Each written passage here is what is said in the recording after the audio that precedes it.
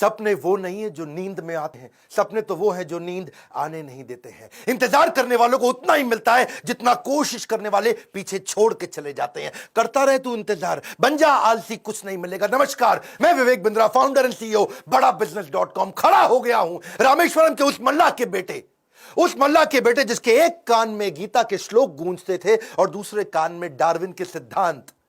नाव पे तीर्थ यात्रियों को रामेश्वरम के मंदिर लेके जाया करते थे, और जब तीर्थयात्री रामेश्वरम मंदिर की परिक्रमा करते थे उतनी देर बैठ के ये फिजिक्स के सिद्धांत पढ़ा करते थे। बिखरी जुल्फों वाले सिर्फ मेरे या आपके नहीं बल्कि पूरे देश के चहेते डॉक्टर एपीजे अब्दुल कलाम की आज बात करेंगे। एपीजे, ए मतलब अबुल उनके परदादा, पी मतलब पाकिर उनके दादा, जे मतलब जैनुल अब्दीन उनके पिताजी, और अब्दुल कलाम वो उनका खुद का नाम। 11वें राष्ट्रपति, 2002 से 2007 जनवादी राष्ट्रपति, पीपल्स प्रेसिडेंट। एक बार की बात है, कॉन्फ्रेंस में एक अंग्रेज ने पूछा कि अब्दुल कलाम कौन है, एक वाक्य में बताइए। तो वहां बैठे एक बच्चे ने जवाब दिया, he is simple Indian who is inexplicable, यानी कि जिसको एक्सप्लेन ही नहीं कर सकते even with the best of the objectives. यानी कि एडजेक्टिव क्या होता है? वो जो नाउन को समझाता हो।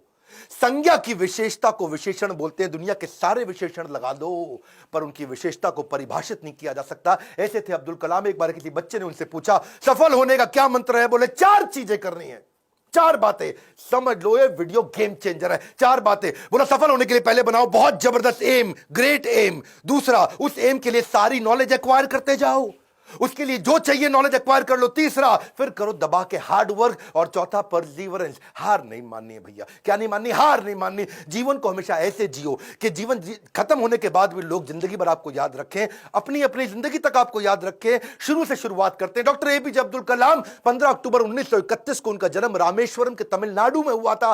कमजोर आर्थिक स्थिति के एक मुसलमान परिवार में उनका जन्म हुआ। पेशे से उनके पिता नाविक थे, और पिता क्योंकि ज्यादा पढ़े लिखे नहीं थे तो शुरू से उनको काफी तकलीफें आई। एक बार क्लास के अंदर उनका एक दोस्त हुआ करता था जो कि मुख्य पुरोहित को बेटा था, और मुख्य पुरोहित को बेटा जो रामदास शास्त्री अपने इसके साथ में पहली बेंच पे बैठे, मास्टर जी नाराज हो गए। ए मुसलमान लड़का प्रमुख शास्त्री के बेटे के साथ पहली बेंच पे कैसे बैठा? उनको लगा कि थप्पड़ पीछे बैठा दिया, भाग पीछे जाकर के बैठ। अब्दुल कलाम चुपचाप जाके पीछे बैठ गए। और क्या सोचिए, इस घटना पे उन्होंने उस दिन संकल्प लिया, पीछे बैठ के दुनिया बदलूंगा। और पीछे बैठना कोई मायने नहीं रखता, इसलिए वो कहा करते थे देश का सबसे अच्छा दिमाग क्लासरूम की आखिरी बेंच पे भी मिल सकता है। अच्छा, परिवार बहुत बड़ा था, 10 भाई बहन थे। पैसों की कमी तो होनी थी, तो अपने खर्चा निकालने के लिए अखबार बेचना शुरू किया। छोटी उम्र में अखबार क्यों बेचते थे? इनको पता था पैसा तो मिलेगा, लेकिन सारे रास्ते में बेचते वक्त पूरे अखबार को पढ़ जाऊंगा। चलते चलते सारे अखबार को पढ़ जाया करते थे। 8 साल की जब उम्र में थे ना, ये बहुत छोटे थे, इनके गांव से कई किलोमीटर दूर एक मास्टर जी बहुत बढ़िया गणित पढ़ाते थे और बोले सुबह 4 बजे 1 घंटे की क्लास फ्री है, उसी बच्चे को पढ़ाऊंगा सुबह 4 बजे जो नहा धो के आएगा।